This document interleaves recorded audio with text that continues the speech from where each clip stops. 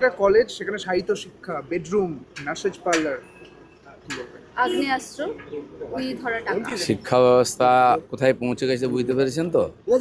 College ইউনিভার্সিটিগুলো resort তৈরি হয়ে গেছে, রেস্টুরেন্ট হয়ে গেছে। এটাই তো চলেছে। কোনো ইউনিয়ন নেই, কেউ যেতে পারবে না। ভর্তি হবে অনলাইনে করার ব্যবস্থার জন্য কত লড়াই করতে হয়েছে, তাও হয়নি। আর এই যে টাকা পাওয়া যাচ্ছে কেন? অনলাইনে যাতে না হয়, টাকা নেওয়া যায়। এক একটা কোর্সে ভর্তি করেন 30, 40, 50,000, 60,000 টাকা নেওয়া হতো। যে ভালো কোর্স আছে চয়েসেবল, টাকা দিয়ে ভর্তি করা হতো। বহু লোক হয়েছে, আমরাও বলেছি আগে এগুলো। আর সেটা প্রমাণ হচ্ছে টাকা তো উই খেয়ে যাচ্ছে, এত টাকা রাখার জায়গা নেই। ইউনিভার্সিটি কলেজে যদি এই পরিবেশ হয়, মেডিকেল কলেজে যদি ডাক্তারি ধর্ষিতা হয়ে যায়, কত নিচে নেমেছে আমাদের শিক্ষা ব্যবস্থা। আর সেটা মমতা ব্যানার্জি সব জানেন। তিনি 7খানা ইউনিভার্সিটির বিল পাস করেছিলেন। আমি 3 বছর ছিলাম বিধানসভায়, 16, 17, 18-তে। কটা ইউনিভার্সিটি হয়েছে? একটা ইঁট গাঁথা হয়নি। ইউনিভার্সিটি কোনো অফিস নেই।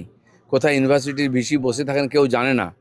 একটা নিবেদিতা ইউনিভার্সিটি হচ্ছে বোধহয় এতে ডায়মন্ড হারবারে, 300 না 350 স্টুডেন্ট।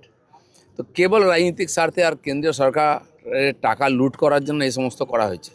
সম্পূর্ণ সিস্টেমটাকে শেষ করে দিয়ে গেছেন উনি। পুরো জেনারেশনকে শেষ করেছেন পশ্চিমবাংলায়। এখন ড্রামা করছেন রাস্তায় গিয়ে। কী লাভ আছে এসব করে? আগ্নেয়াস্ত্র পাওয়া গেছে। একটা কলেজের মধ্যে আগ্নেয়াস্ত্র পাওয়া যাচ্ছে। যেখানে হারমাদদের আড্ডা হবে, অ্যান্টি সোশ্যালদের আড্ডা হবে, সেখানে হাতিয়ার থাকবে, মদের বোতল থাকবে, বাকি সব কাজ। কসবা ল কলেজে কী হলো?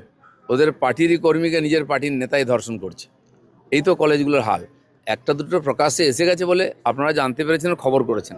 প্রত্যেকটি ইউনিভার্সিটি কলেজে এই দুরবস্থা আছে। সেখানে পড়ার কোনো পরিবেশ নেই।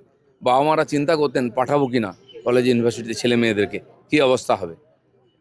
তাই এখান থেকে বাংলার বাইরে সব চলে যেত পড়াশোনা করতে, এই পরিস্থিতির জন্য।